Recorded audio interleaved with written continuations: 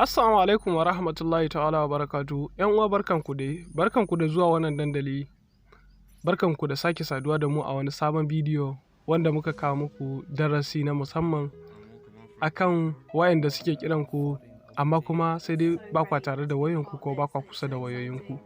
Wannan darasi ne wanda za mu yi amfani da shi ta hanyar wani application wanda duk wanda ya kira ka a yayin da kake wani aiki ko mitin ko kake wani uzuri mai mahimmanci wanda baka da damar daga waya ko kuma kana check phone yayin da kake wani tunanin za a baka matsala idan ka daga waya, to wannan application din zai bada amsa ga wannan mutumin wanda ya kira ka a yayin da yake kiran ka cewa kana wani uzuri ko kana wani aiki mai mahimmanci daga baya zaka kira shi.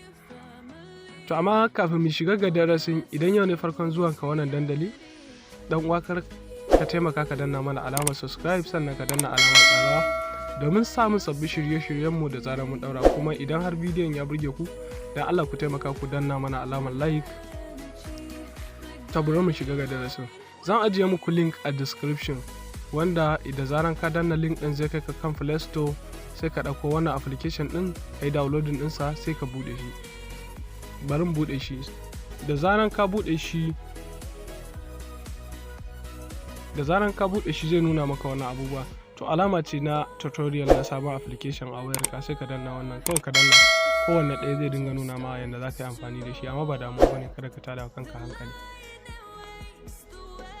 Da zaran ya gama, da zaran ya nuna maka haka sai ka danna wannan ma okay.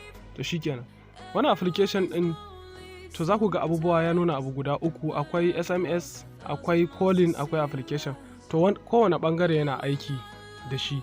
To amma kuma matsala a nan darasin namu za mu yi shi ne akan kira, saboda shi ne mai mahimmanci mutane wanda idan suka kira ka wani yake da gaggawa ko yake muradin ka daga wayansa cikin gaggawa, amma kuma kai kuma baka da halin haka. SMS hima idan ka saita shi ma zai ba wa mutum amsa da abin da kake so, za ka mai da mai feedback ko wani abu makamancin sa.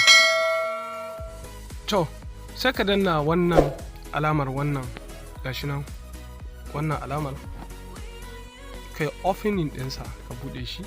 Da zaran ka buɗe shi zai baka comment, sai kai allowed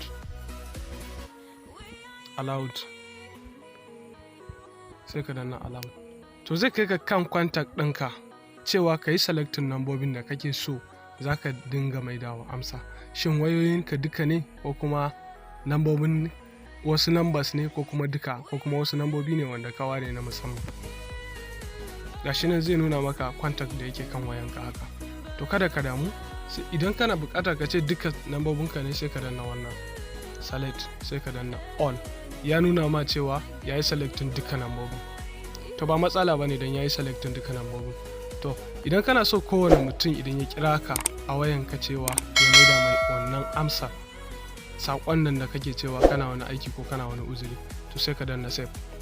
Misali, da zaran ka danna save shikenan sai kai back. Zaka ga ya nuna maka anan alama,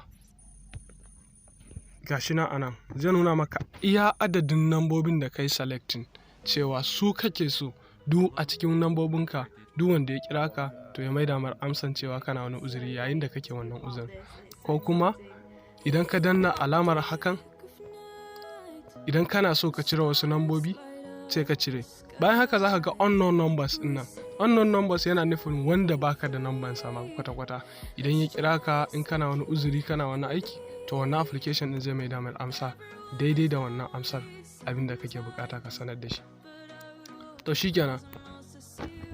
shikenan sai kuma darasin sama, sai kuma abu na farko, abu na biyu shine wannan yana nunin alama ne na cewa me kake so ka tura wa mutane, wanda ko kuma kake so ka tura wa mutumin da ya kira ka a lokacin da kake da uzuri. Kaga anan yana nuna cewa cannot talk a time, will get back to you as soon as I can. Zan kira ka daga baya, to zai mai da mutum wannan amsa, amma kuma za ka iya goge shi ka sa ra'ayinka. Misali, zan iya cewa ina tuki, zan iya sawa ina tuki, ko kuma ina meeting daga baya zan kira ka, makamantansu dai. To amma ku sani cewa akwai iya adadin rubutun da mutum zai yi. Idan ya wuce misali, to zai ce ma zai buɗe maka wannan alamar. Idan ka buɗe wannan alamar to shine nunin cewa idan kai mutum ya kira ka to zai ba shi amsa da cewa yayin da zai ba shi amsar nan, to shi kuma zai recharge din kuɗi a text message din wayanka a layinka. Amma kuma idan a rufe yake text din bai kai 160 ba, to ba damuwa bane, zai iya turawa ba tare da an ja kuɗinka ba. Sai ka danna wannan saving din, to iya abin da ka saka kenan. Misali wannan na kwatanta muku, ba wai na sai ta shi gaba ɗaya ba. To shikenan, sai kuma abu na ƙarshe shine sai advanced setting idan ka je ƙasansa, shi kuma yana nuni da cewa misali duk bayan minti nawa kake so idan mutum ya kira ka ya dinga mai da mai sarrafile. Kamar misali ni zan kira wannan abokin nawa wanda yake tare da wannan application din, idan na kira shi bayan minti 15 ko bayan minti 30 ko bayan awa daya, idan zaka seta to ce zaka ba wannan application umarnin duk bayan minti 15 idan ya sake kira a sake mai da masa wannan rafile din. A'a, duk bayan wasu mintuna, a'a ko da yaushe ma, wannan ra'ayinka ne, ya danganta. Idan ka hau kansa ka danna sai kai selecting minti 15, 30, awa daya, no time out, kawai ko da yaushe ma. Idan ka danna no time out din, ko da yaushe ma in ya turo ma kawai ya mai da masa rafile. To da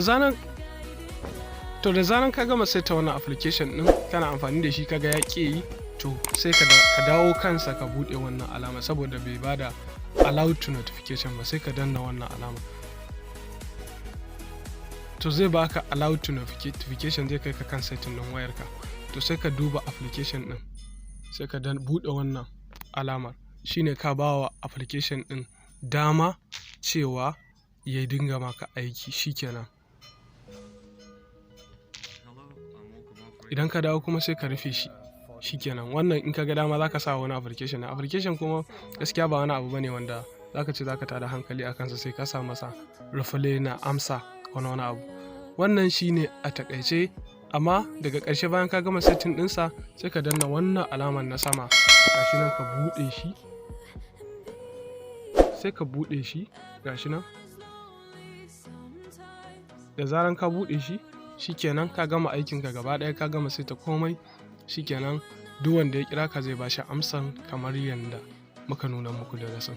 Wannan shine a takaitawa na takaitaccen bayani. Amma yan uwa, kada ku manta ku danna mana alamar subscribe, sannan ku danna alamar ƙararrawa domin samun sabbin shirye-shiryenmu da zarar mun daura, idan yau ne farkon zuwan ka wannan dandali kenan. Kuma kada ku manta ku yi sharing saboda yan uwanku su amfana kamar yanda kai ma ka amfana da darasin da kuma ilimi. Mun gode, mun bar ku lafiya.